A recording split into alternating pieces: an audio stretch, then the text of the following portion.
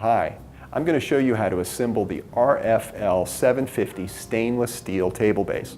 The RFL750 is one of our largest and heaviest table bases, so please be very careful when lifting it or moving it around. It's best to use 2 people when trying to move this base.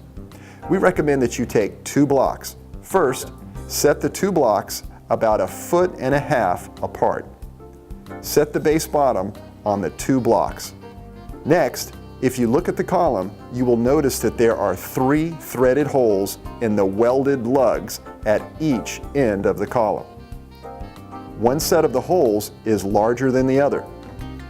The end with the larger holes goes on the bottom.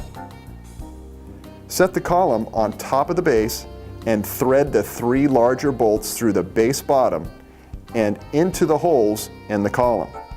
Use the larger Allen wrench to tighten the 3 bolts. Set the mounting plate on top of the column.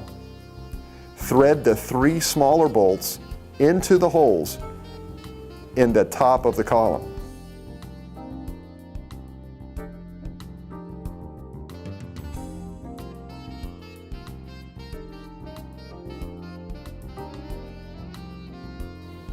Tighten with the smaller Allen wrench.